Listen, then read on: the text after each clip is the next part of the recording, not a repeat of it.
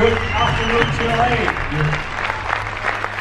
Yes, well, you're lucky you're not here because it's pouring rain like a monsoon. Yeah. I guess that's your company, Lightstorm, huh? Yeah, where this is at our screening room at Lightstorm. Mr. Cameron, the 67th International Film Festival is very proud to have your world premiere of the 3D version of T2 here in Berlin. It's good to have you here, and there's some question we have for you. Are you ready? Yeah, absolutely. So darn ready. I've had 26 years to prepare. That's great. That's great. So, Mr. Cameron, if the technology had already been available in 1991, would you have been shooting this film in 3D right from the beginning? Oh, absolutely. Yeah, no, I think absolutely. I wasn't thinking about 3D that much at the time, but you know, obviously I've fallen in love with it later in the late 90s, actually the mid-90s, when we started developing a T2 3D attraction for Universal Studios. And I fell in love with 3D then and then started to want to make movies in it. But I think you can see from the shot design that I think in depth. You know, there's always a foreground, midground, background, and the camera's always moving to try to get them to you know, the foreground and midground to move against each other. So there are a lot of depth, straightforward to turn it into 3D. Yes.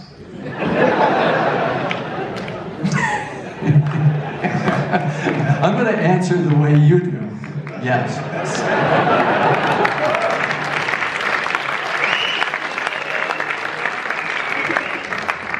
So actually it's a bit difficult because I didn't know at the moment if this was a storm or if it was just you. So, are we ready for the second one? You initiated the restoration and the 3D conversion of the film. What inspired you to restore and convert exactly this film? Which scenes were especially important to you? Well, I'm proud of the film. I think it holds up well. I think it's timely now, given where we are with surveillance and drone warfare and all this sort of thing, and a kind of growing fear of artificial intelligence. So I think the film still has a timeliness. We had a very successful restoration and conversion of Titanic. So I understood the process better, and I felt that we could do it at a price that would make sense as a business model. And I always thought that if Titanic worked to be re-released in 3D, that I then would do Terminator 2. Mm-hmm. But maybe actually, can you give us some scenes that were especially important for you in this process? Well, I think that Terminator 2 also represents a certain moment in history when we were just starting to understand the power of computer-generated visual effects. And so obviously, as much as I love Arnold's performance and the iconicity of Arnold as that character, I'm also especially pleased with what we were able to computer graphics and computer animation with the T-1000 character. So any of those transformation scenes, especially I like the one where he comes out of the floor at the hospital, because it's just so surreal and unexpected. Did you ever talk to Arnold about this 3D version, or any ideas for that too? I talked to Arnold when we had decided to go ahead, and when Studio Canal had given us the green light to do it, and I asked him to be involved in the promotion, which he did a little bit with the Chinese promotion for DMG. He loved it. You know, he loved seeing the film in 3D. It's like seeing it almost for the first time in a way, especially since he and I had both been away from it for a while. We hadn't seen it in years, and so it was really enjoyable to watch the film again with kind of fresh eyes. Yeah. We would like to know more about the work procedures which are necessary to convert a two-dimensional film into 3D picture. What is special about work on an existing film to change it into the 3D digital form? Well, I think, you know, if you step back and you look at what the opportunity is, it's the opportunity to bring a film back to the big screen. And in a way, to me, that's just as important, if not even more important, than the 3D part of it. This was an opportunity to bring Terminator 2 to an entirely new generation that knew it only from DVD or Blu-ray. So we start with the very best possible mastering of the film. So it was a 4K master. We spent a lot of time on the color grading. I even brought the director of photography, Adam Greenberg, who had worked on the film back in 1991. And he's now 80, but his eye for color is still perfect. So I brought him in for the color grading. So you start with a great remaster. Then from that, you have to create depth for every single object, every person, everything in the frame. This is a tremendous amount of work, and it has to be monitored very closely by people that know 3D and know stereo space. So my team here at Lightstorm, we have a lot of experience in 3D. So Jeff Burdick runs that group, and so they worked with the 3D conversion house, which is called Stereo D, and they're the same people that did Titanic. So we were really trying to go for excellence in every frame throughout the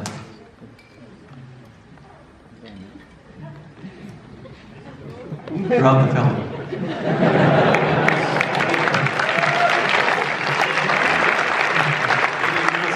Yes, you will own the rights again on the Terminator franchise. Will you also be directing a Terminator film again? Thank you. Thank you for that. Thank you for that applause. I mean, well, look, it's a complex issue. The current rights holder is Skydance, and they did the most recent Terminator film, Terminator Genesis. And I'm in very early discussions with them, because why wait till 2019 if we don't have to? If we know that's coming, why don't we get ahead of it, you know? I won't be able to direct it because I'm doing 4 Avatar movies back to back, and they're all written, and we've already started preparation on that. So, but that doesn't mean that I can't be creatively involved, but I don't really have anything right now. But fingers crossed that we could bring Terminator back.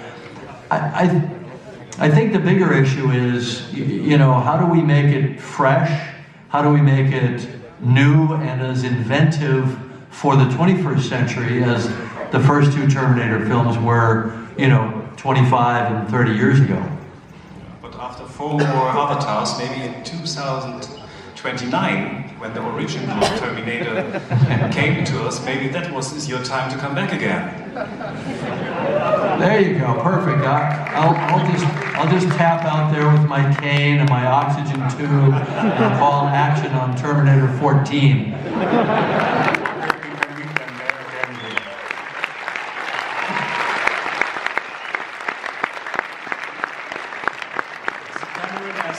As you know, we have also some Facebook questions for you prepared. And the first is from Jan Hollander. Okay. Mr. Cameron, if you could do a remake of this masterpiece with today's filmmaking possibilities, could you imagine how it would look like? Since I saw the making of T2, or the making of T2, my mind was blown with how much creativity it was made. Well, thanks for that, Jan. You know, the interesting thing is I wouldn't do things very much differently. Part of the power of Terminator 2 is that so much of it was done real for real. And I think that the important thing about computer-generated effects is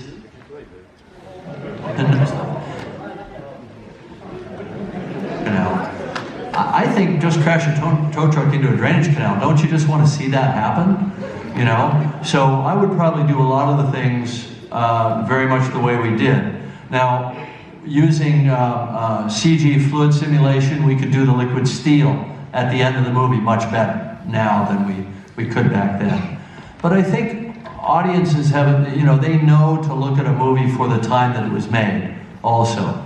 And I don't think Terminator 2 should be judged against current visual effects standards. I think it should be judged against the standards of its time. That said, I think it holds up pretty well.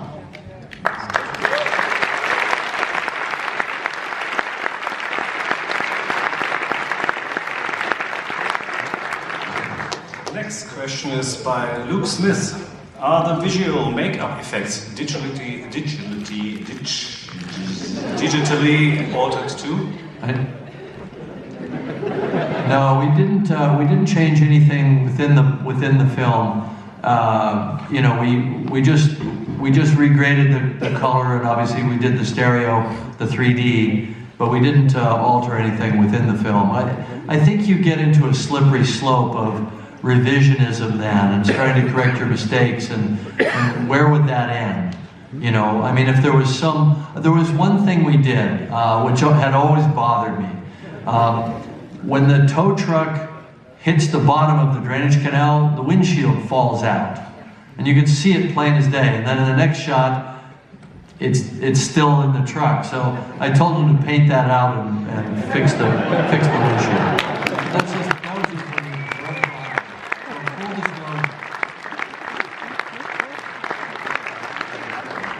Next question by Michael J. Doyle. Terminator 2 is my favorite movie, and it's also many other people's favorite movie.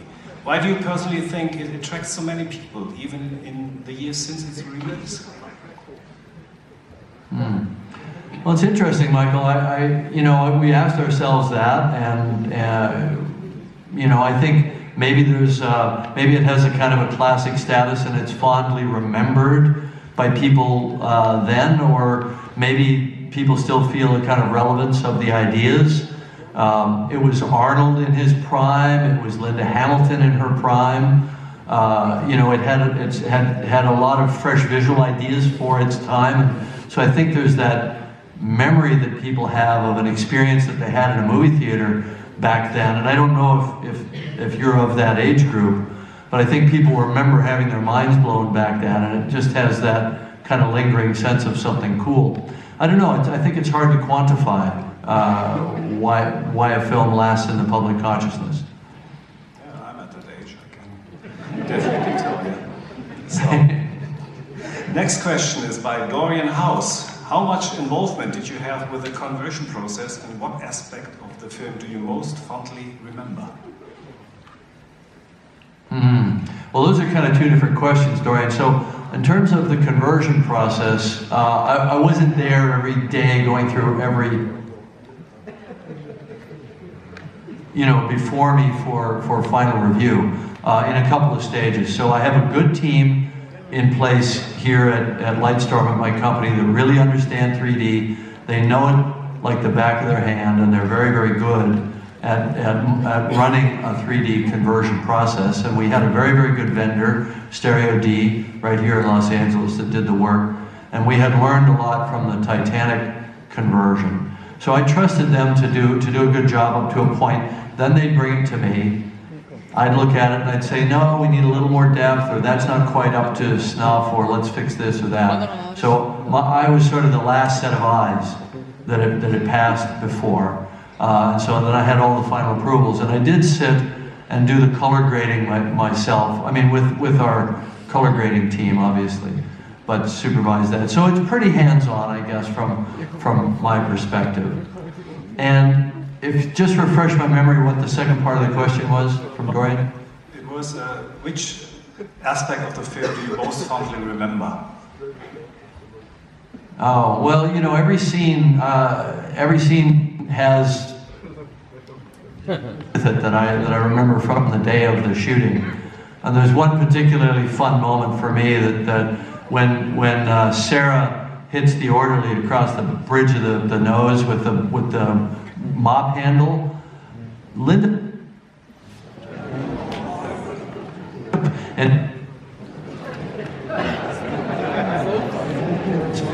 and I didn't know she was going to do it, but she just kind of did it. Sorry.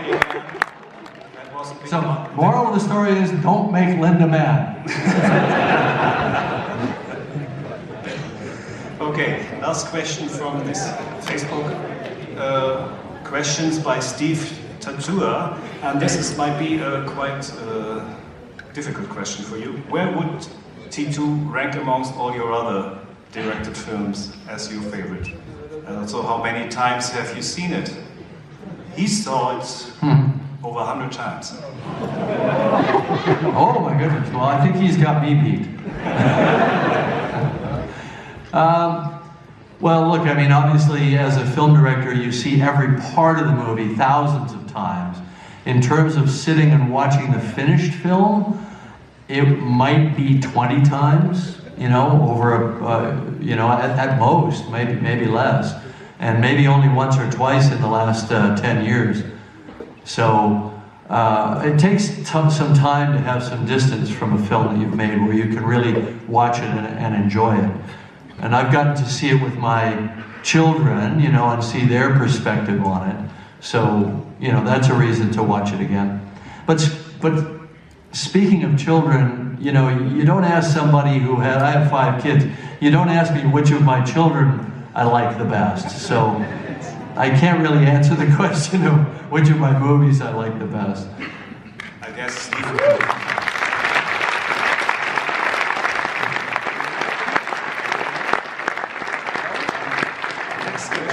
This is from the other Facebook side, from the Terminator fan side. What changes, enhancements are you most proud of with Terminator's 2 3D remaster? Well, I think just the overall quality of the film, the quality of the presentation. We worked very hard on good 3D. We worked very hard on, you know, we started with a 4K transfer. And then we did a degraining process, so it actually looks better, even if you watch it in 2D, it would look better than it did on a, I think it be released at that time, if you see it in a good digital theater. And I hear that the presentation, the screening room is very good there that you're in right now. Do you agree?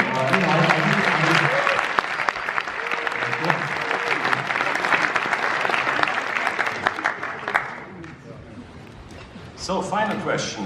After the experience of converting T2 3D, would yourself and Lightstorm Entertainment be interested in remastering the first movie and doing a 3D conversion? Look, I think it would be great to do all my films. I'd love to see The Abyss, I'd love to see Aliens. It gets down to a matter of economics, really. So if the T2, the Titanic release was very successful.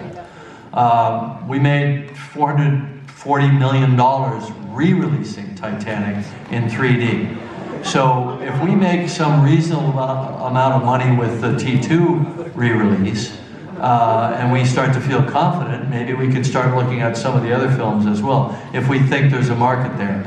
Or if we think that, you know, if this demonstrates that it sort of becomes kind of a vanity project, then I probably wouldn't do it. But don't you think that the Terminator 1 would be a bit too difficult to bring it to 3D in terms of the budget it was shot? Well, exactly. I mean, the first Terminator film didn't make that much money. It made a big splash because it was a new, fresh idea, but it was a low-budget film, and it did well for a low-budget film. You know, again, we just have to look at the economics of it, whether that made sense.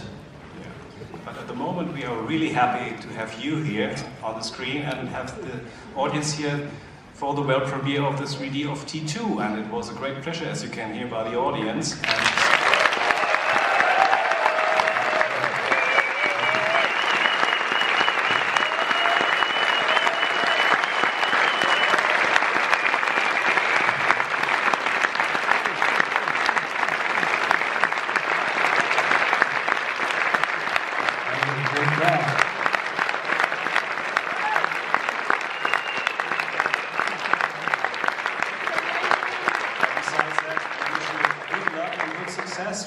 With the opening, and I guess it will be open this year in... It's in summer, it's toward... Summer it will work, and then will be hopefully better weather in LA and everywhere in the world to open this one. Maybe before we say goodbye to you, Mr. Kerman, just give us a shortcut. What are you doing at the moment, and what can we expect next? Well, right now I'm deep in the preparation for Avatar 2, 3, 4, and 5. And that's going to take me the next few years, as you might imagine. Okay. But we definitely hope that next time we have you in Berlin live, in 3D, but it's great to have you on the screen. Thanks for being here with us, and all the best to LA.